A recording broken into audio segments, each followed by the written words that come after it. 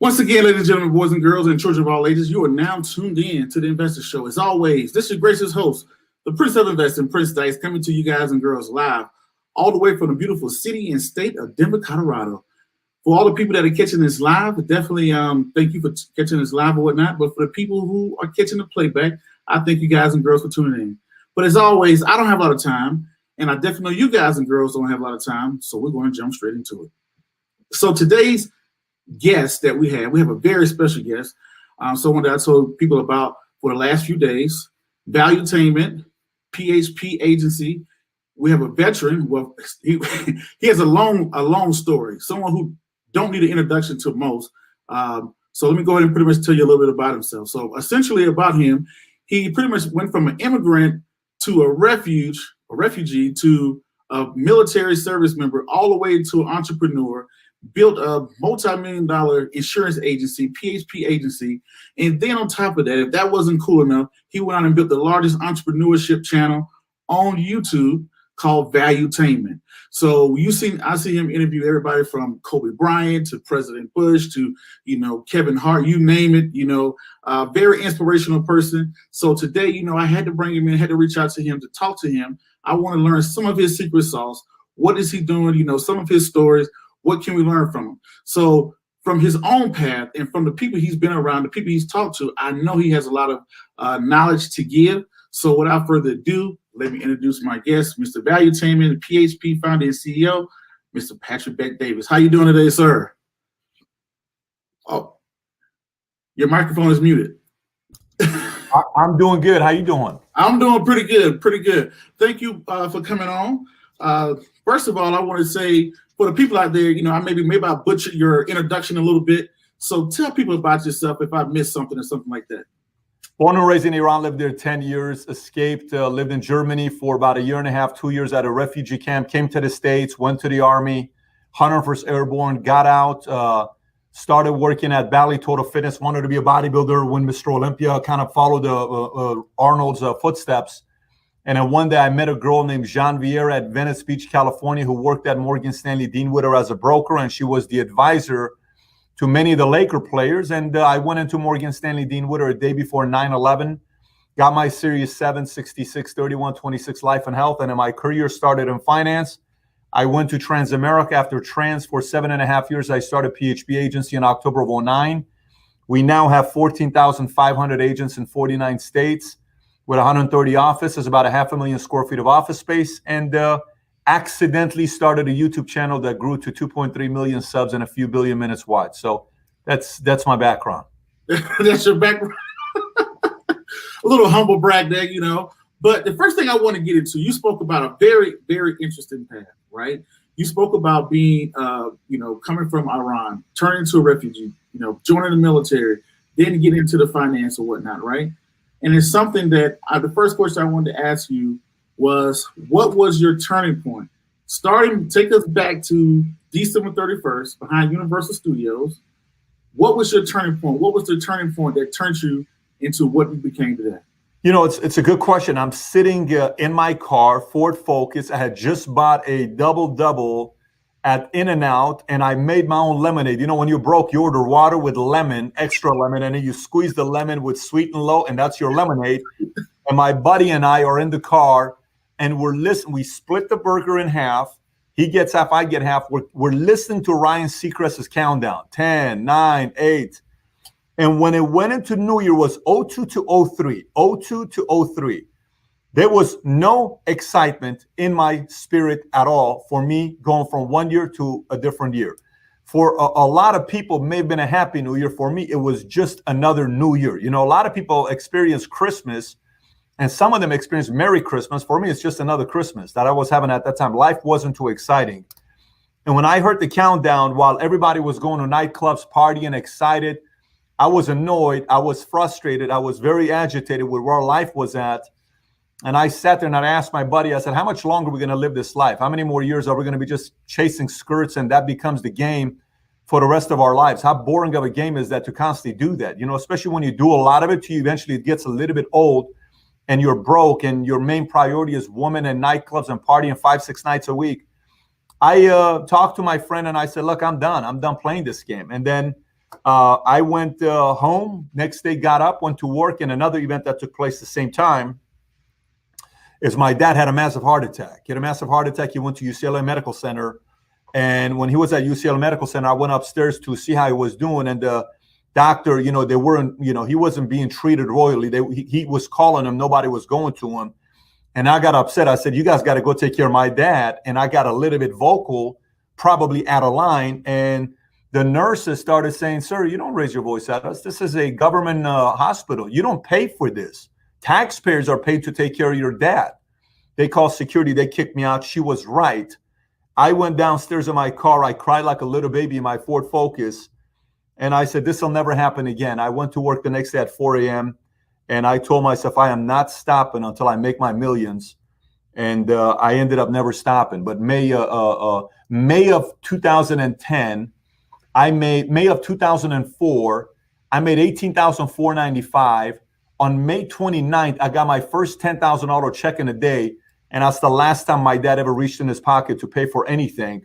From that day on, I said, if in America you want to be free, you got to make your tens of millions and have that money in the bank so nobody can bully you. It was my number one formula originally. I said, I got to make my money so no one can sit there and tell me, use their degree against me, use their political limelight against me, use any of that stuff, because you cannot be bullied if you got money sitting around in the bank and no one can force you to do anything. You choose to do whatever you wanted to do. And that made a lot of sense to me at that time. And then obviously the rest is history. Nice. Very great, story or whatnot. And it's something that you just hit on in your story, right? You spoke about how your dad was a motivation and how New Year's you changed the time, right? Now I want to get into the question of, you spoke about your first million. How did you make your first million and what did that feeling feel like? You kind of touched on it a little bit when you said you had that $10,000. When you knew you was a millionaire with your path, how did you make it and how did that turn everything for you? Best way to describe it is this. This is the best way to describe it. So imagine if you go and a kid says, see you after high school, meaning see you after school. What do you mean? Let's go fight after school. After school? After school. Where? Behind a football stadium. You want to meet me after school? Yeah, I want to meet you after school. Let's go. Okay, great. It's fourth period. Each period, all you're thinking about is that fight that's coming up, right? Mm-hmm. You go to that fight by yourself because you're a new student. He comes with a crew of 10. You fight. If you knock him out, his buddies are going to back him up. You're going to get your ass handed to you if you decide to fight. Making your first million feels like you got a bigger backup when you go to fight against others. You can't be bullied. You can stand up because you know you got money backing you up and you don't desperately need to make any decisions. And many of the fights can be avoided because you got strong backup. See, U.S., it doesn't, the reason why U.S. has not gone to war in a long time and no one attacks us, minus, obviously some of the 9/11, some of the Pearl Harbor stuff. I'm talking about we've never had a massive war where it's all out an attack on U.S. Why? Because we have a strong military. What happens when you have a strong military? It's not that you need to use that strong military to go to war. You have that strong military so people don't fight you. When you have the money, one of the biggest benefits is people avoid picking a fight against you because you have money. It's a major source of freedom that words can't describe when you experience that. That was one of the biggest motivations because I lived in Iran. Iran is all about being controlled. In the Middle East, if you want to be rich, go into politics because when you go into politics, you use your powers as a politician or a cop to bully any local business owners, to tax them and take money from them. There are very manipulative ways of making money, and it's not the other way around. Versus here, I have the ability to go out there and make the money, and as long as I'm a law-abiding citizen and I do it right, for the most part, I'm free. And that's probably one of the biggest, most incredible feelings when you're able to do that. And it happened to me in my late 20s, early 30s. Okay. Now, you spoke about being an immigrant and coming from outside of America. something that we lack here in America. Sometimes I believe we're very spoiled, by me being a military member traveling around the world. I get to see a different perspective, right? And it kind of lets me know how grateful I am when I'm an American citizen, right? It just seemed in your story and from me watching you and following you that you had this grit about you by being an immigrant because you looked at so many opportunities in America. My next question I want to ask you is, what can Americans learn from immigrants? Because immigrants come over here, don't know the language, don't know much, whatever the case may be, not don't know much in general, but don't know much about the country. And they come in and they're like, turns into you to make millions and millions and millions of dollars. What can Americans sitting at home right now, catching this playback, or how they catching this? What can Americans learn from immigrants? It's funny you say this. I'll give it to you from the best. I'll give you an analogy that maybe this will make sense to you. So imagine you have two kids. One of them comes from a very, very wealthy family. One of them doesn't.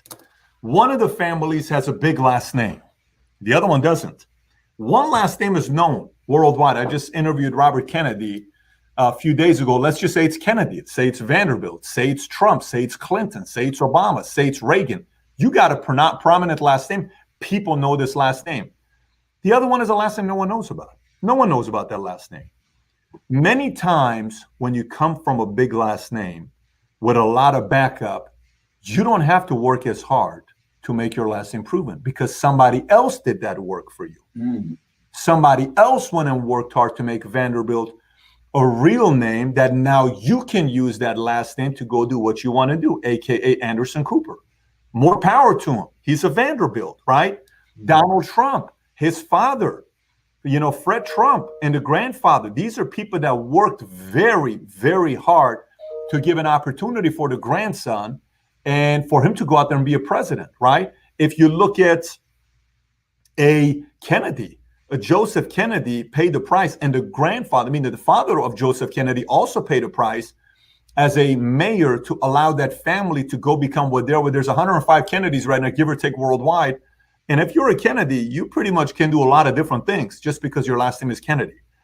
The biggest difference is America is that kid with the powerful last name, and immigrants are the ones without that powerful last name.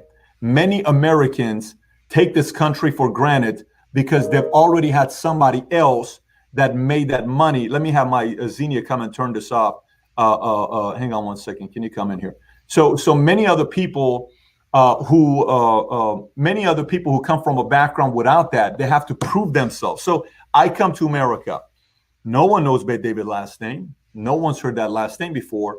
What is my dad's responsibility? My dad's responsibility was to give his kids the best opportunity possible for him to win. What was that? The biggest opportunity possible. Can you turn down the audio on my computer? The email keeps ringing, so if you just lowered it, it'd be good. My dad brought me to America. He did his part. Let me put him in the best situation to win. Let's take him to America. Check. He did his part. My part is to prove that my dad made the right decision. So then it's me going out there because I'm only 12 years old when I came here. My dad was 44 years old when he came here. English is not his first language, et cetera, et cetera. I got to prove that right. That decision, that was the right decision. Then I got to go win. I think too often Americans forget how incredible of a nation this is. Americans forget how unbelievable it is that you can live in a place where you can make fun of the president and nothing will happen to you. I remember when we first came to the States, my mother was watching the news, and on the news, one of the announcers was talking bad about President Bush Sr. And my mom said, poor man, they're going to kill him. And my relative says, no, in America, you can talk smack about the president all you want. Matter of fact, comedians make their money doing that. You can't do that in Iran. You cannot go into comedy in Iran and make fun of the president. You can do that here. We can have assembly here. We can have any religion you want to have here. You can make as much money as you want to make here. You cannot do that stuff in other countries. So sometimes people forget that, but every single time that happens, typically the following shows up. Here's what happens. Either somebody who is an immigrant comes in and takes all your excuses away and they win, or America gets a black eye where people remember and they say, I remember when America was amazing. Why did I vote this way and screw the whole thing up? Sometimes countries need to go through that as well. Okay. Now that's a good thing that you spoke about. I definitely agree with that. That you come with something to prove. You come with the chip on your shoulder of like I really, like I see it sometimes even with myself.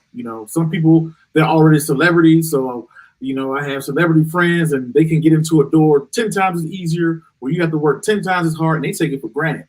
They're just like, oh, I'll go do this if I want to. You're like, what? That's a once in a lifetime opportunity for me to get into that door, and they would just blow it off. And you're just like, why would you do that? But that puts an extra grit behind you to even get to that certain spot. Now, the question I want to get into now, for the people that's out there that says, okay, you come to America, you're an immigrant, you serve in the military, you get out, like you said, you went to the financial industry, then you started the PHP agency. My question to you, right? How did you raise the money for your PHP agency? How does a person that come in that says, wow, this guy can't even speak the language, and the immigrants, and they come over. How did you raise money for your business? So that's a great question. So for me, my dad worked at a 99-cent store in Inglewood. So if you're familiar with Inglewood, it's not the safest area in LA. So he worked right down the street from Great Western Forum, and he worked at a 99-cent store as a cashier. So my dad didn't have any money to his name. That's why I joined the Army. I joined the Army because I didn't have a place to live. I sold my Chevy S10 long bed and to go into the military. I went in the military and I said, I'm going to do this for 20 years. And that was my plan. I was supposed to retire out of the Army 3 years ago at 38 years old. And so I'm like, okay, what am I going to be doing with my life? Then when I got into financial services, my rule number one, Prince, became to shadow the right person. I went and found the best person to shadow, not the best company to work for, not the biggest company to work for. Sometimes people want to work for a big company rather than the best person. I would much rather work for an average company, but work with the best person in a marketplace than work with a big established company and work with a mediocre person. You get a much better benefit of going to the Bulls, and the Bulls have never won a single championship before, and your name is Scottie Pippen, but you get a chance to play with Michael Jordan, you're in better hands than going and playing for the another organization with a big name, but their players are pretty much tired and they're not like Michael. You want to shadow the best guys. So I want to shadow the best guys in the marketplace. And then I decided to go out there and save money.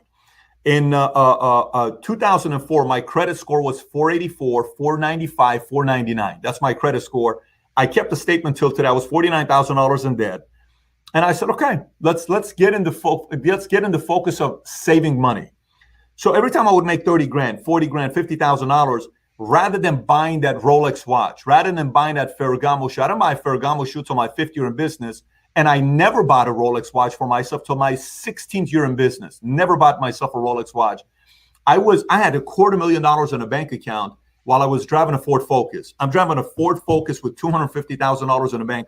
And my friends are buying S600s and they're buying, all these exotic Ferraris and Lambos. I got $250,000 and they barely have $100,000 in the bank, but they're driving a nice car. I said, nope, you're going to save that money. And so the way I did business with people was the following. People would say, who's this 26, 27, 28 year old? I would say, Johnny, here's a question for you. So what's that? How old are you, Johnny? I'm 45. Okay, I'm 27. Is it fair to say if you are 45 years old, if you have more cash and savings than I do, I listen to you. But if I have more cash and savings than you listen to me. Is that fair? Yeah, that's fair. Great. You call your bank. Why don't you go first? No problem. I'll go first. I called my bank and I would put it on speaker and it would say the account. I said, okay, here you go. Your turn. He says, I'm working with you. I said, fair enough. So I started earning people's respect because of savings, not because the car I got parked outside. Now, obviously, later on came the Aventador, the Ferraris, the Lambos, the Rolls Royce, the Dons, all the crazy stuff came afterwards as well. The $100,000 watches and $1 million cards and all this stuff, baseball cards. All of that came after 15,000 square foot homes and $7 million homes. All of that stuff came afterwards. But during the time of coming up, I was always about cash. Look at it right now. Here's an interesting thing we're going on right now. There's this debate that's constantly comes up about cash. Cash is trash. Cash is trash. Cash is still trash. Cash is king. Cash is not king. Cash is trash. Okay. I think people have to realize what investors like Ray Dalio and other billionaires mean when they say cash is trash. What they're saying is leaving money as a form of investment in a money market account or a cash that's not building any interest in your investment portfolio, may be trash. Yes, fair. What they're also saying is they're speaking about ultra high net worth people who are worth 30 million to $999 billion, $999 billion, that it's not good to have a big portfolio in cash. That's also fair. They did a study showing what most people's assets were based on having $10,000 in savings, 100,000, a million, 10 million, 100 million, and a billion. Each time it went higher, the percentage of their money in cash got smaller and smaller and smaller, which is how it's supposed to be. And the size of their real estate holdings got very small, but their business interests grew a ton, constantly grew.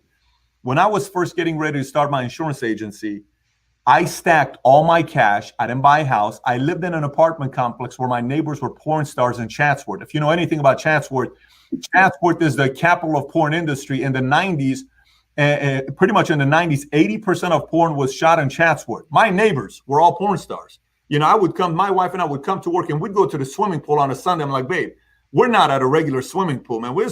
They may as well shoot a movie, right? It was so weird, but we were living that. But the point is we had cash.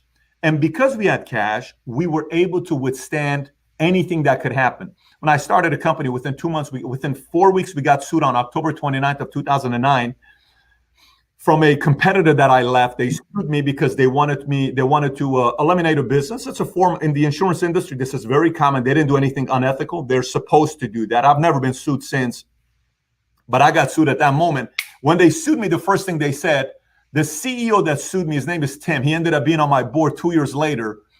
He said, let's make him spend some money. Let's run him dry. Meaning what? They didn't expect me to have any cash. I settled 8 months later. They gave me a big check to settle only if I paid it right. They're assuming that if I pay it, I'm done. I cut it. They were surprised. If they would have dragged out the lawsuit, I would have gone out of business. I settled ASAP. I was able to survive. And obviously at this point of the game, last month, by the way, in the month of April, we had our biggest month in the history of the company. We wrote somewhere around 6,500 insurance policies in 1 month. And this has happened all during the pandemic. So then bring it to now. Okay, bring it to now. All these small businesses are being bailed out. You saw Harvard went out there and got an $8.55 million check from the government while they have $40 billion of endowments. Lakers got a $4.6 million check. They felt so bad. They gave it back. You're hearing all these different businesses that got the money that they're giving it back. Harvard never gave it back, by the way. They still have $40 billion in endowments. You know what we did? My CFO and I sat down and we said, are we taking money from the government? You know how much money we would have qualified for? $2 million. You know how much we took? Nothing. We didn't take a single penny from the government. Why not? Because we have cash. So times like this, we went and started recruiting talent. We went and invested a few $1 million in technology to even speed up our process even more. We just took the time of processing one policy from 15 minutes to 2 minutes. That made us a few $1 million on what ended up happening because of technology. So the next time you hear an expert in the financial industry tell you cash is trash, remember to dissect that scenario and realize they're not talking about small business owners or entrepreneurs that need cash to survive during times like this. Because when 30 million people get unemployed at a time like this and people are not coming to your restaurant or business, what matters the most is for you to have cash so you don't make any emotional decisions. So to answer your question for you, I went and saved that money to allow me to build a business, not money from family, parents, nobody. I saved it and allowed me to pivot the way we wanted to have a bigger advantage. And by the way, the other benefit was the fact that I didn't need to give up equity to anybody up front. A lot of times, if you raise money too early, I wouldn't need to give up 50% or 60% of the company. I never had to do that. I'm the majority owner of the company. De La Hoya is one of my investors. Gabriel Brenner is one of my investors. But I'm still in control of the company because I was able to start it with my own savings. Okay. Now, the next question that I have for you, right?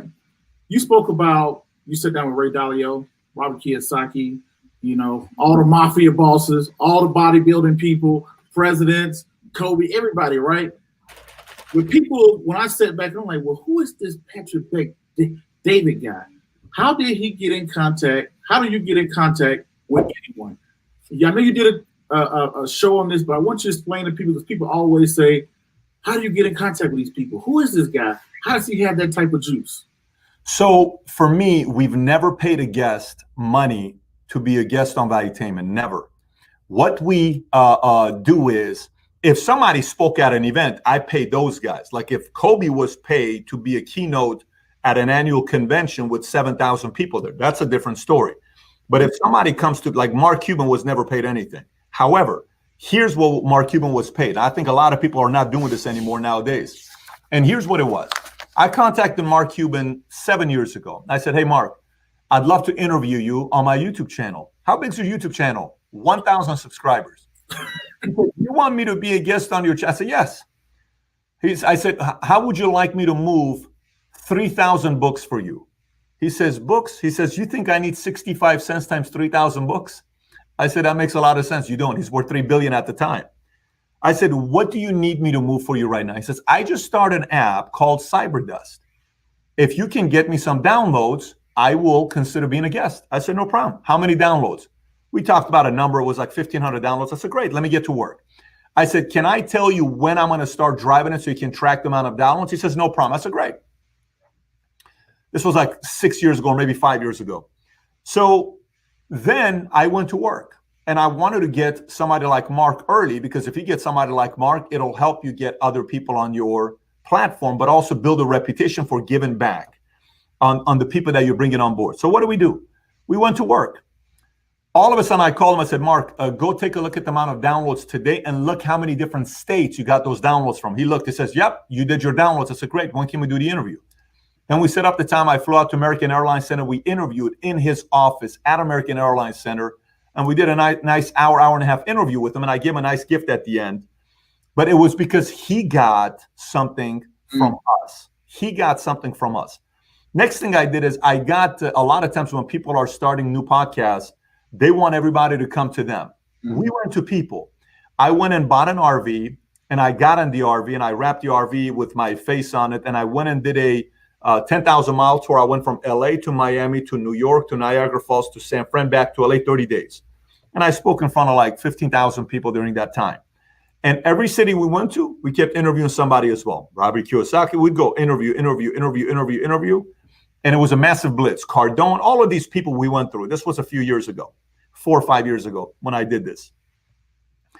And then when we got bigger and we got to 50,000 subs or 100,000 subs, and then we said, what do we want to do now? We sat down and got a little bit more clear about what we wanted to do with the business. Then we said, we're going to be a media company, and we changed the channel. I like 20, 30,000 subs. We changed the channel from Patrick Bet-David to Valuetainment. A lot of people want to have their show be named by their name. I wanted to build a company based on a media company called Valuetainment. So Valuetainment at that time was a publicly traded company in Germany owned by a man named Dirk. So I called him up. I said, I'd like to buy your domain. He says, I'm a publicly traded company. I said, I'm going to put a lot of content with the name Valuetainment. It's going to be linked to us. What do you want to do about it? He says, I'm not selling you the domain. I said, okay, cool. So 6 months later, we got to work. We started creating content. And then eventually he sent me an email. He says, I'll sell you the domain. I said, how much? He said, $500,000. So I'm not buying it for $500,000. Anyways, a year ago, we ended up buying the domain for like $27,000. And now we own valuetainment.com, and it's growing into what it is today. Moral of the story is, at the beginning stages, you got to do so much for your guests for them to recommend you to others, because how you treat a guest, like let's just say I come to your show and after the show, you say you're going to move me books. And I watch when the video launches and I notice nothing moves on my books. Somebody calls me and says, would you recommend this guy? I say, no, he's not going to sell you anything. He just wants to get your name on the show. Your credibility goes down. What we do on the other side is the following. So I get Ray Dalio on. I say, Ray, how many books you want to move? He says, I don't know. I said, how about I get you 10,000 downloads of your app, Principles? He says, 10. He says, if you give me 500, that's good. We got him 10,000 downloads. How do I know that? We run links and we drive traffic at the end, and we show how many times it went to the app to be downloaded, and we send that link to him. His PR firm was blown away. He says, moving forward, anybody I do an interview with, I want them to follow Patrick's format. That's how you start building a reputation, a marketplace where everybody says, if you want to move books, if you want to move apps, if you want to move any of that stuff, you want to go talk to Pat. He's going to ask you tough questions, but he's going to definitely move whatever you want him to move. So it's all about what kind of a reputation you want to build in a marketplace. And then people realize you're real, then others are willing to come and talk to you based on your track record. Okay. That's pretty cool. So pretty much you got to give people something in order to get something. Don't always walk in. And I remember you saying that, just don't walk into a room saying, hey, what can I get? What can I get? Always go in and say, what can I give? How can I platform be of service to you? I'll tell you this. I had a old friend in the military. Since you're in the Navy, I think you'll like the stories. His name was Casey Bell. Okay, not Casey JoJo, Casey Bell. Okay, but he had the game of Casey JoJo. I'm telling you, this guy had more game than I could. He was phenomenal. We'd go to the mall. He was always good with the ladies. I couldn't understand. I was 18 years old. So one day I said, what's the deal with your game? He says, when you get a chance to have some private time with the lady, make sure you go above and beyond, because they all talk. Once they talk, others will call you. It's like, well, I don't understand what he's saying here. Obviously, I finally understood what he's talking about, because the better you are in bed, everyone eventually wants to experience how good you are in bed. Same goes in business. The better you are with people, as you bring them on their show, everybody else wants to be on your show. Oh, nice. Now, another question I want to ask you, since there's probably veterans that's going to tune in, that are tuned in right now. The question I want to ask you, what advice would you give a veteran? You did your time in the military, and you got veterans. Some people are going to do 20 years and retire. Some people are going to do 5 years. You know how the game goes. And you did a video, right? You talked about 19 things that helped you out as a veteran. What advice would you give veterans? What inside of them they can use as a competitive advantage as they seek to go into their second career? I like what you're doing. When you said you got your Series 65, life and health, you're in your 17th year, you're planning on retiring in the next 3 years. And then afterwards, you'd like to go into the financial industry, and you got your bachelor's, associate, and master's. You're already preparing for your exit on what you're going to be doing when you're leaving. Most people don't do that. Most people wait till the ETS to know what they're going to be doing then. It's just kind of like, well, I'll see what I'm going to do. I'm probably going to go be a police officer, cop, or firefighter, or GI, or whatever it may be, right? I think you got to prepare years before you leave the military on your next move. The one thing that we forget, military folks, in military, you're forced to work hard. I just had a call with one of my leaders right now. He makes $1 million. He made $1.5 million last year with us. Had a call with him. I said, you know what? I'm getting a feeling you've reached a number that you're very comfortable with. He says, what do you mean? I said, it seems like it took only $1 million a year to slow you down. He says, no, it didn't. I said, yeah. So you've slowed down. I said, I don't see urgency. I don't see any movement. I think you're just comfortable. I disagree with you, Pat. What are you talking about? All this other stuff. In the military, there are two different kinds of workers, Prince. There are those who love to work. There are those who work because they're forced to work. Those who work hard because they're forced to work, when they get out as a civilian, they're not going to excel because they work because they're forced to work. But those in the military who work hard and love to work hard and they love to compete, when you get out, you're going to do an incredible thing in business, no matter what industry you go into. I just spoke to a group of Navy SEALs and Delta and Special Forces and all these other guys right here local in Dallas. There's a group that only works directly with the SEALs. And when I had a conversation with these guys, I said, sometimes you guys think you come out of the military and you're going to be taken care of for the rest of your life just because you're a SEAL, just because you are doing whatever you're doing. I said, so no one cares if you're an E8. No one cares if you're an E9. No one cares if you're a sergeant major or a first sergeant or a captain or a major or lieutenant or even a general. Nobody cares in the civilian world. It's like being a great basketball player and then going and wanting to play hockey. No one cares you're a great basketball player. You're playing a different game.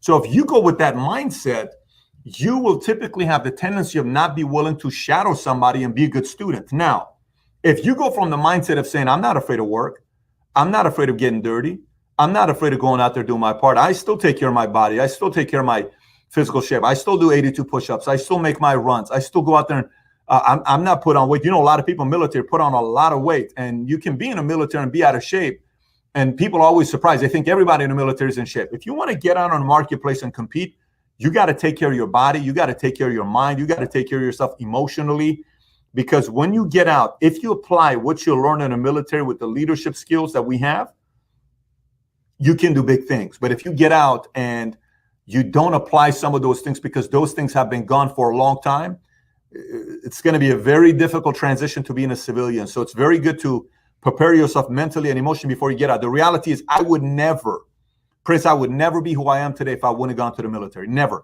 I would never be who I am today if I didn't go to the 101st Airborne and I didn't join the Army. Never. I would never be the guy who I am today. Army taught me about hard work. Army taught me about what it is to go 36 hours without sleep when you're in the field. You know, Army and military taught me about what it is to wake up in the morning, 4 o'clock formation after being up till 12 o'clock. And oh, wait, hold on, Patrick. Tell them the time you almost got kicked out in boot camp. Yeah, because of the laundry, the big fight I got into in the laundry room because, you know, my temper got a hold of me in the laundry room. I got into a very bad fight, and they kicked me out. And they said, "You don't belong in the military. You can't stay cool. We are allowing you to get out of the Army." And so I went and talked to my sergeants. They gave me the phone. They said, "You can call anybody you want." I went and made a few phone calls. All my buddies said, "Get out of the Army. We'll have a great time." And I said, "You know what? I'm good." They said, "Think about it for one night. Sleep on it." I slept on it. Woke up in the morning. I said, "No, I'm staying in." They said, "You know, if you're staying in, we're going to give you a hard time more than anybody else." I said, "I get it, but I'm staying in." They did everything in their power to make me quit. I didn't quit, and that became a big part of the respect I earned from my sergeants. And till today, I'm friends with them on Facebook. They're obviously 10, 15 years older than me, but the amount of respect I have for these people is just, it's priceless on what they did to this young guy. Okay. Now, this wouldn't be the investor show if I didn't ask you this next question. I looked up on Celebrity Net Worth. They said you was worth about somewhere between $75 to $150 million or whatever the case may be. I don't know how accurate that is, but it doesn't matter. The next question I got for you, with all the coronavirus going on, the stock market crash, and all the good stuff like that, I got to ask you, what are you investing in? Great question. So today, there's going to be three different businesses, three different types of businesses. You got those who are going to go out of business, shut down, those who are just going to survive, and those who are going to come out stronger. Okay, so shut down, survive, come out stronger. During this time, here's what is going to happen. It's very important for me to show this to you because any other way, it won't make sense. Okay, let's say A, B, C, D, E, F, G. So let's just say you are competing in a market for any industry. This is what your competitors look like. Everybody has their own market share. If you notice, G has the biggest market share, okay? G has the biggest and A is the smallest. And this is what it looks like. Let's just say you're a restaurant, maybe you're a real estate agent, and G is the best real estate agent, and A is an average real estate agent, whatever industry it may be. This is pre-coronavirus. Here's what it's going to look like post-coronavirus, okay? Post-coronavirus, this is what happens.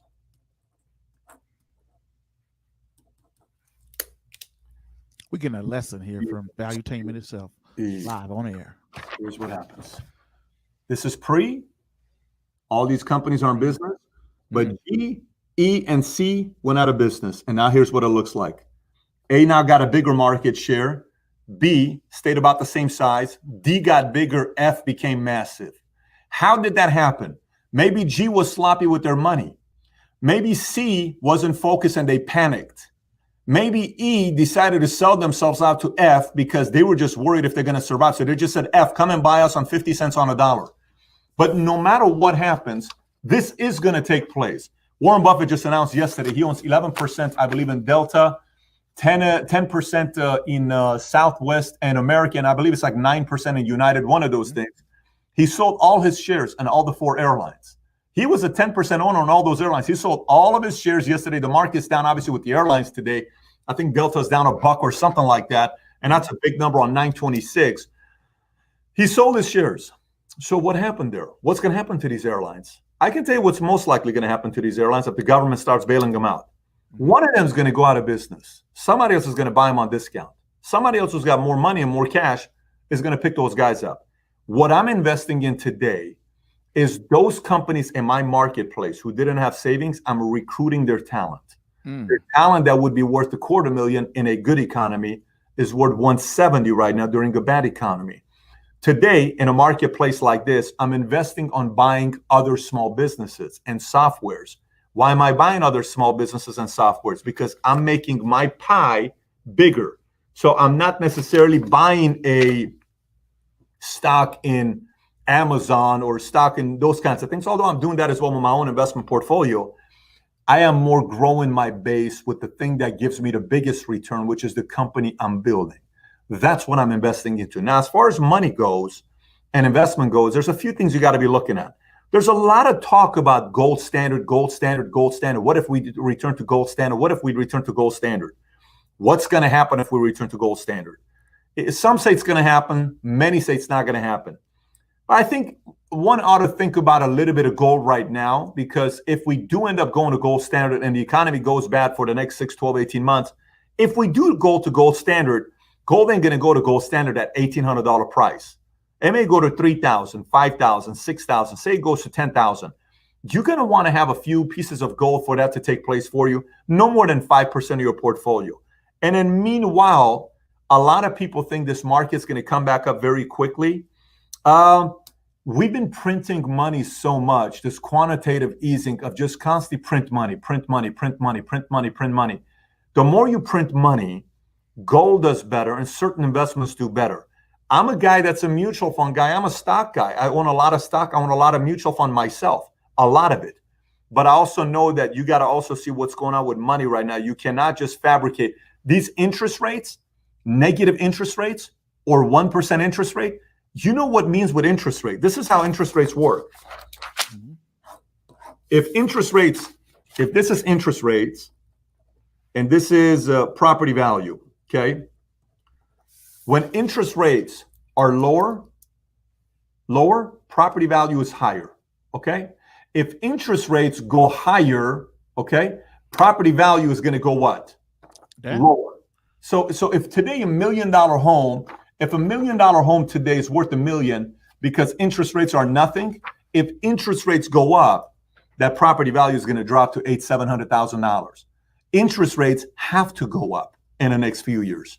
If they go to 5%, realtors are taking a big hit, loan officers are taking a big hit, mortgage bank, title reps, real estate's going to take a massive hit. So for somebody that's looking into that side of it as well, if you hang tight a little bit, a lot of good opportunities of real estate are going to come out here very soon, but those rates are not going to stay where they're at. They have to go up. If the rates stay low for too long, insurance company cannot withstand it. A lot of people, a lot of industries cannot be around for low interest rates. So oil prices dropped minus 37 in a day where they're giving away the oil. We can't handle that. We can't handle interest rates being very, very low. We cannot handle constantly printing paper. All of these things are getting together for an explosion. I was looking at the Dow today, 23,300 points means nothing. It's all fake 23,300. None of it is real. It's all manipulation of the market. You cannot manipulate the market for too long. How many cycles of steroids and growth hormone can your body take? For how long? If you're fully juicing all the time, maybe 6 months, say 12 months, maybe bodybuilders, even bodybuilders. I have bodybuilders as guests here, people who almost Olympia with me who sit right here when they're talking to me. They can't be on GH and growth hormone and steroids for too long. Their body has to have some kind of a break. Our economy right now has been on GH and growth hormone for 10 years. Eventually, the body's going to break down. And you just have to be prepared for it. So it's nothing crazy's happened to the market yet, just so everybody knows. The Dow was at 28. It's at 23. That's nothing. Nothing. Well, what do you got to say to the people that say, well, we did have a dip at to 18,000 last month. Well, in March, we had a dip. Not up to put $3 trillion back into the economy. Yeah. We put $3 trillion back into the economy. That doesn't mean businesses grew. Look, just because we put $3 trillion into the economy, that doesn't mean companies grew. Companies didn't grow. Yeah, some of the companies like Amazon and Walmart and some of the essentials, yeah, fine, they did. The non-essentials, how many non-essential industry do we have? Many of them. They didn't necessarily grow. They took a hit, but they took some money because they got bailed out. That doesn't mean they grew. So it's fake growth that you're looking at. You have to be very prepared for what's about to happen. And by the way, Warren Buffett doesn't sell 10% of his airline, 4 airlines that he owns. And this is how he said it. We just feel travel industry is going to be, not going to be recovering anytime soon. But look, here's what I will tell you. We're also not saying that it's a bad investment. We've just decided to get out of it because the money that we invested, we've made our returns, we made our money back, and we think it's time to move on. Very political answer to give because he doesn't want to hurt these guys long term. But watch what happened. Don't be surprised if 18 to 24 months from now, when airlines hit really low, they go and buy 30% of these companies. Why? We're going to be traveling 3 years from now. We just may not be traveling like we were before in the next 6, 12, 18 months.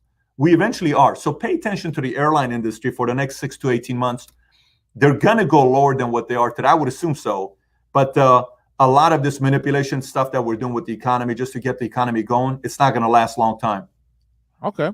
So you spoke about you're going to grab into small businesses, right? You didn't really touch on real estate too much. You spoke about gold. That's pretty much what we got from Pat David. That's how you look at the economy and investing. I think real estate hasn't hit the low yet. I would hang out on real estate. Okay. Now, for people out there, I know you got a new book coming out called Your Next 5 Moves, right? And tell people how can they support you? What products? How can they products? YouTube? What do you want? What do you need? How people can support Pat Davis and Valuetainment? I think the biggest thing is, how I can bring value to you. Look, I don't need to write a book to make money. I'm not an author for a living. I run a company. I have my employees right out here. I'm in my office. I'm actually doing this out of my office. So this is not like my house. I'm in my office. If I turn on that light, you will see a bunch of employees that are across that window that are working here. So I don't wake up in the morning, create YouTube content because I need another $100,000 check from YouTube.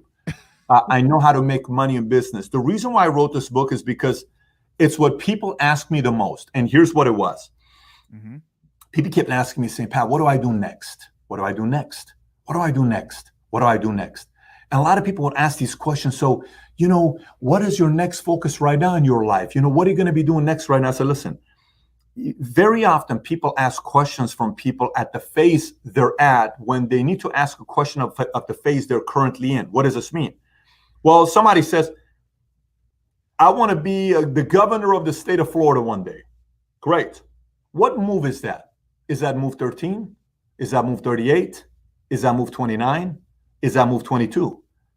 Maybe it's a move 38. But if you try to do governor on move number 6, maybe you're going to fail miserably. And maybe you got to make sure you make your methodical moves until you go to move 38. Well, I want to buy a $6 million home. Okay, great. Is that a move number 19? Is that a move 13? Is that a move 28? Are you better off taking that money that you're going to put in a $6 million home back into your business, because then you can buy the house cash years from now versus having to stress about your $70,000 a month payment? What is the right thing to do? So when I wrote this book, it was all about knowing your next 5 moves at the current phase you're at, not at the current phase another person is at the current phase you're at with your next 5 moves. And it's very methodical. It's very strategic. I have a whole chapter about power plays, which if you're in the business world, people are going to do a lot of power plays against you. And if you don't know how to handle power plays, they will bully you out of business. That happens all the time. The whole last move is about mastering power plays, how to beat Goliath and control the narrative, how to sell, negotiate, and influence, how to cultivate your power and stay battle tested. This book is all about knowing your next 5 moves. When you think about grandmasters in the game of chess, the average chess player knows how to make their next 1 or 3 moves. The pros know how to make their next 5 moves. A master knows their next 10 moves. A grandmaster knows his or her next 15 moves. Nothing is different in the world of business. If you face anybody that's constantly winning, I can tell you, Trump didn't all of a sudden decide to become president at the age of 70. That was a move that he had in mind maybe at the age of 18, but he knew that could have been move 73. There's a lot of people that have big visions, but if you put your order of your moves properly, you can have pretty much any of your visions become a reality. This book can be ordered at Amazon, titled Your Next 5 Moves. And if you order it and you read it, I look forward to hearing your thoughts once you're able to finish the book. All right, so we're going to do this right here. The first 2 people to comment Valuetainment, if you comment Valuetainment, we're going to send 2 copies out to you, courtesy on the Investor Show. So if you email me or comment, the first 2 people, Valuetainment or prince@childrensfinancialliteracy.org, you're going to get 2 copies of the next 5 moves by Patrick Beck Davis. Now, the last question I got for you, I know you got to get running. You always speak about how you do a good job of reading people, right? You sit down with all type of people from the top to bottom. You came from the bottom yourself, being an immigrant, things like that. What is your read on Prince Dykes? I think Prince Dykes is trying to do the right thing. Mm-hmm. I think Prince Dykes is trying to do the right thing, and I think he's learning. He's trying to figure out what positioning his next moves are going to be. But I don't think he's 100% clear yet on what exactly it's going to be. I think he's still trying to figure it out. That was pretty good. I give you on that one. Last thing, did you have fun? Yeah, absolutely. All right. Well, anything you want to leave anybody out there that's listening, catching the playback, and the people that are catching this live? Just remember, never judge a book by its final product. It's many, many years ago when I was competing in the marketplace, I would always look at the guys who were just looked so good and they put the words together, everything. They looked so proper. They were so impressive with the words and how they put it together, especially for somebody like me that's an immigrant, and my accent still comes out till today. I was eventually realized. Hold on for a second, Patrick. Hold on for a second. Congratulations, Audrey Kittles on comment and Valuetainment. Congratulations on Sean Stafford on Valuetainment. Did somebody say you read you big time? So, but congratulations. That's a part of it, James. That's a part of it. So, congratulations to those two guys for winning those 2 copies of your book. They'll be shipped out. So, excellent. Go ahead. I didn't mean to cut you off. Yeah, but I, you know, what I was saying to you is the fact that, you know, when I was coming up, I saw a guy. I'll give you two names. I won't give the name, but I'll give you 2 stories. I saw these guys, and I said, there's no way I can ever compete with these guys. Never. I looked at him, and I said, oh, my gosh, look at the way he looks. Look at the way he talks. Look at the degree that he got from the university that he got it. Pat, you can't compete with these guys. And then I started showing up to the office, and then I realized behind the degree, behind the looks, behind the incredible message that's being given was somebody that was not willing to pay the price of working very hard and improving. This is where my philosophies became very clear years ago. I said, I simply have to outwork. Then my next one was out improve. Then my next one was out strategize. And then my last one that takes years and years and years to find out is I'm going to outlast you. If I outwork you, if I out improve, if I out strategize, if I outlast, it's going to be very hard for anybody to compete with me. So if anybody that's watching this, don't be intimidated by the big degrees. Don't be intimidated by the good looking guys. Don't be intimidated by all the people that talk all the right language on YouTube. There was a time when we got on YouTube, we only had 500 subscribers and others had 1 million. We never thought we'd pass them. Never. We were like, oh my gosh. But behind closed doors, we outworked, we out improved, we out strategized, and we outlasted. And then all of a sudden we look up saying, wait a minute, what the hell just happened? So don't worry about it. If you do those 4 things, I'm personally going to give you a guarantee that eventually everything's going to work out for you if you do those 4 things. All right. Mike Dukes, I see that you commented Valuetainment, but we already had 2 people that won, Audrey Kittles and Sean here. They already won. So, but I want to say once again, thank you for tuning in. Glad you had fun. Definitely learned a lot and definitely appreciate it. Until the next video, podcast, cartoon, or whatever else you see me do crazy around the globe. Peace. Be safe. I'm out. Thank you.